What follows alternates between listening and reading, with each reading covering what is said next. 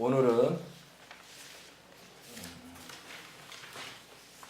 그동안에 그 천일국 왕님께서 어떠한 말씀을 했는가 해서 순서대로 진행을 하도록 하겠습니다. 첫 번째는 천일국 왕님이 미국 말씀과 섭리의 방향이 어떻게 전개되는가 이 말씀을 드리고요. 두 번째로는 성경 말씀의 예언과 만왕의 왕 재림주님과 또한 아버지 천일국 왕님의 섭리의 동시성이 어떠한 관계가 있는가라는 것을 알아보도록 하겠습니다. 그리고 세 번째는 천일국 왕님을 중심 삼고 우리가 가야 될 방향, 또한 네 번째로는 천일국 왕님을 중심 삼고 유토피아 문 성전 도피성은 어떠한 사명을 가지고 가야 되는 것을 전반적으로 말씀을 드리는 시간을 갖도록 하겠습니다. 먼저 첫 번째로 천일국 왕님께서 2017년도 1월 1일 그리고 행사 기간에 말씀한 내용을 요약해서 말씀을 드리겠습니다. 2017년도 희호가 참 아버님이 천일 왕국 승리하리라 라고 해서 영시의 희호를 저희들한테 하사해 주셨습니다. 여러분은 아버님께서 죽었다고 생각했지만 영하 27도에서 광야 생활을 하면서 여러분 모든 세계 욕을 먹고 폐륜 자 소리 듣고 아버지를 붙잡고 그 사기짓과 거짓 이단 진창 아버지 삭제하고 아버지 죽이려고 하는 반역자들이 다 저주를 받았어요. 재림주님을 반역하고 삭제하고 편집하고 하는 놈들이 그 놈들뿐만 아니라 그 놈들의 후손들도 다 저주를 받았어요. 재림주님을 팔아먹는 거짓 놈들이 지옥에 갈 수밖에 없어요. 여러분은 항상 꼴찌였고 항상 마지막이었는데 아버님이 성령 역사로 마지막이 처음이 됐습니다. 해교와 용서를 빌고 복귀섭리 중심자 역할을 다해야 한다. 평화군 경찰과 아벨 유엔 정착을 실천해야 한다라고 지시를 하셨습니다. 또한 모든 아버님 권한권에 있는 축복 가정들이 이제 종족적 왕비들로서 재림주의 왕권을 모시고 보호하면서 종족의 왕과 왕비들이 작은 왕관들도 만들어야 된다라고 했어요. 우리도 또한 왕관식을 통해서 천일국 왕님을 중심 잡고 그 길의 조건을 세우라고 하셨습니다. 이것은 아무래도 전체적으로 어떠한 개인보다도 전체적으로 연합해서 해야 되기 때문에 이것 또한도 준비를 하고 있습니다. 그리고 또 한 가지 천일국 2대 왕으로서 천일국 입궁에 대한 설명을 하셨습니다. 그래서 천일국 입궁으로 말미암아 장성기를 출발하고 또한 1월 1일 날 출발을 말미암아 천일국 왕으로서 출발하는 겁니다. 그렇기 때문에 천일국 왕으로서 명령하고 천법을 중심으로 시행을 하는 겁니다. 결국은 대신자이신 형제님께서 말씀하는 것은 왕으로서 하나님의 체를 가지고 아버님의 체를 가지고 항상 명령 속에서 우리는 그 명령을 따라야 된다 이거죠. 또 말씀 중에 동부 펜실베니아 천일국 왕궁이 이제 전 세계의 본부가 됐습니다. 앞으로 미국을 중심으로 섭리가 진행된다. 한국과 일본은 아버님을 죽였으며 대신자를 죽이려 하여 광야로 떠나게 함으로써 큰 죄로 인하여 탕감을 받을 수밖에 없다. 그러면서 한국과 일본은 도피성을 만들라라고 하셨습니다. 그런데 도피성을 내가 성경을 찾아보니까 민수기 35장 9절에서 15절, 신명기 19장에서 1절부터 13절, 그 다음에 여호수아 20장 1절에서 9절이 나옵니다. 그 내용 중에 뭐냐면은 살인한 자가 그리로 피하게 하라. 이는 너희가 복수할 자들에게 도피성을 성을 삼아 살인한 자를 회중 앞에 서서 판결을 받기까지 죽지 않게 하기 위함이라. 이 얘기는 뭐냐면은 도피성을 만들어서 성전을 만들어서 참 아버님 권한권으로 많은 사람을 드려야 살릴 수 있다. 이런 말씀으로 요약하면 되겠습니다. 그런데 도피성에 대해서 세 군데 이렇게 똑같은 내용으로 지적이 되어 있습니다. 그리고 또 한 가지 말씀 중에 참 아버님 권한권으로 돌아온 식구들은 영계에 지금 가면은 참 아버님 곁으로 갈 수 있다. 죽음을 두려워하지 말라는 뜻입니다. 그리고 목숨을 걸고 식구들은 책임을 다해야 한다. 처음이 마지막이 되고 마지막이 처음 된다.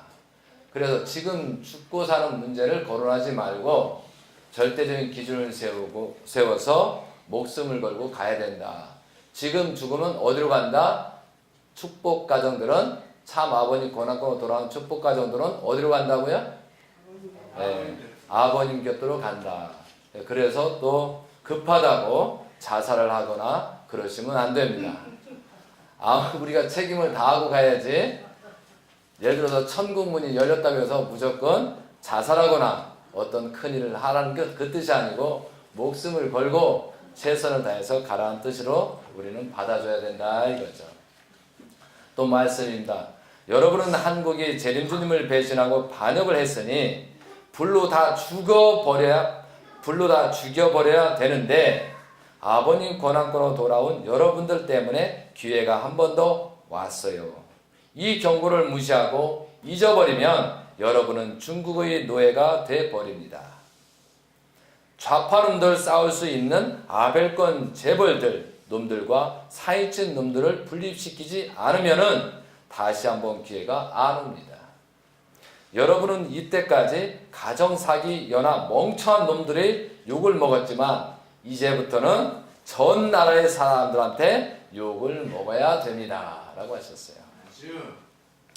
또한 말씀 중에 아버님 소유권과 아버님 권한권으로 돌아온 축복 가정들이 일어나서 좌파 놈들을 이기지 않으면 여러분 피바다 되게 됩니다. 한국 놈들이 일어나지 않으면 나라가 다 죽습니다. 심각한 경고 말씀 및 중심적으로 적극적으로 하라라고 하셨습니다. 그러시면 또 말씀하십니다. 40년 탄광복귀 도정을 미국 광야에서 4년 동안 죽음 이상의 조건을 세우고 승리하였다. 그리고 2017년도를 출발한다. 그래서 이 4년 기간이 2013년도, 14년도, 15년도, 16년도를 얘기합니다. 광야 시대를 통하면서 당신의 인도에 따라 7년의 심판의 노정이 시작했사오니 세계에 많은 역사들이 일어나고 있지만 이 길이 완전히 당신 앞에 바칠 수 있는 아버지 발걸음이 되기를 허락하여 주시옵소서. 이것은 2015년부터 그러니까 2009년부터 2015년까지 7년 노정, 2016년부터 2020년 7년 노정이 됩니다. 그래서 7년의 환란 노정이 들어갔다라고 해서 지금은 2016년이 지나고 2017년 두 번째 해를 맞이한다 이거죠. 2016년도 자기들만 위하고 천일국 천법을 자기들만 가지고 있으면서 세상에 천법을 전달하지 않았다. 지금부터 기도와 정성을 드리고 전달해야 한다라고 했습니다. 참 저도 이 부분에 대해 회개할 부분입니다. 천일국 천법을 받아가지고 사실 돌리는 회의를 그렇게 많이 하지 않았습니다. 그리고 전도하라고 대신자 형제님께서는 트럼프를 당선시켜서 목숨을 걸고 하고 있는데 우리는 상당히 2016년도는 안주했다 이거죠. 그리고 또 한 가지 큰 문제는 욕만 하고 있었다 이거죠. 어머님 욕이나 하고 가정연합 욕만 했었지. 그리고 우리가 뭐 책을 만들어서 돌리고 했지만 그 결과는 아주 미미하다 이거죠. 분명히 2016년도는 우리는 잘못됐기 때문에 회개와 용서를 빌고 다시 출발을 해야 된다. 이 말씀을 하시는 겁니다.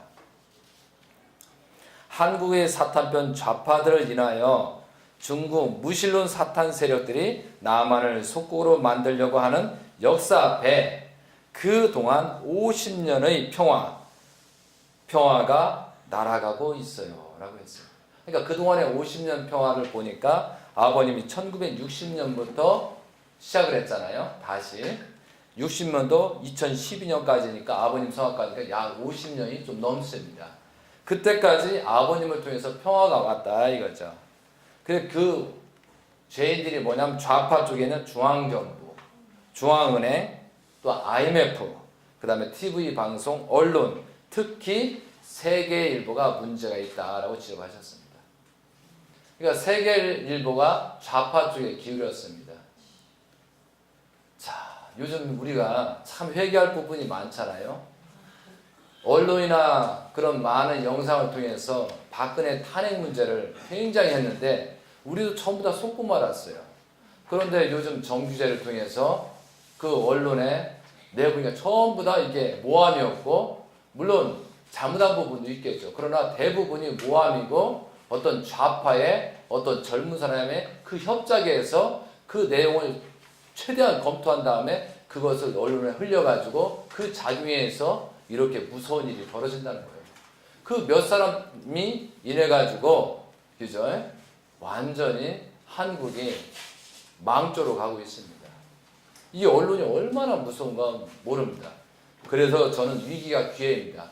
우리가 그렇게 하면 또 바꿀 수 있다 없다? 있다. 그래서 저는 계속 영상을 좀 보내기 시작할 겁니다. 네, 그리고 무서운 경고 말씀이 있었습니다. 예수님 십자가의 죽음으로 말미암아 유대 민족들이 30년을 다 죽어버렸다라고 했어요. 그러니까 예수님 시대 때 예수님이 십자가로 감으로 말미암아 그 죄인들이 유대 민족, 이스라엘 민족들이 전부 다, 특히 그 이스라엘 나라가 30년 동안 전부 다 죽어버렸다는 거예요. 그러면 우리가 현재 참 아버님 권한권을 따르지 않는 사람들이 운명이 여기에 걸려져 있습니다. 그래서 본격적인 것은 2016년부터 그 환란이 시작된다는 거죠. 그걸 우리는 알고 그래도 같은 형제였으니까 욕보다는 최선을 다해서 우리는 보호를 하고 구할 수 있는 우리 사명이 있다는 사실을 알고 열심히 해야 된다 이거죠. 정규제의 말을 경청하여 진짜 보수를 찾아서 세워야 중국이 속국이 되지 않는다. 문재인은 그 말대로 문제이다. 문제가 있는 놈을 따르는 좌파가 많다. 이름 자체가 문재인인데 문재인을 죄인이라고 하고 문제가 많은 사람이라고 그렇게 이름까지 썼는데도 불구하고 이 좌파를 따르는 놈들은 멍청한 놈들이다. 이렇게 얘기하셨어요.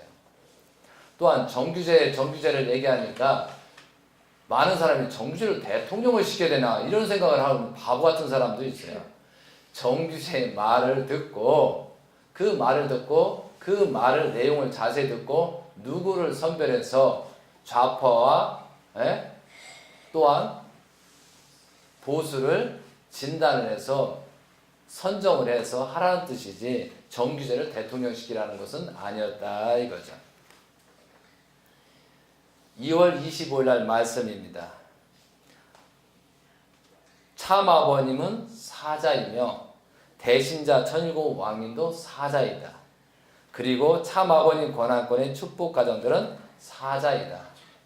너희는 종족적 메시아의 사자다 라고 해서 전투를 하면은 승리를 이룰 수 있다라고 되어 있습니다. 그래서 다시 한번 요약을 한다면은 참 아버님 권한권으로 돌아온 축복 가정을 통해서 한 번에 더 기회가 있다. 그러므로 너희들 중심으로 뭐 정치다 뭐다 그런 것을 전부 다 색깔론정을 피하고 천일국 왕님을 중심 삼고 정치든 종교든 전부 다 우리가 주권을 세우는데 동참해서 한 몸이 돼서 나가야만 길이 열린다는 뜻입니다. 그리고 참 아버님 권한권으로 돌아온 축복 가정은 새 생명을 얻었으니까 우리가 중심이 돼서 출발을 해야 된다 이거죠.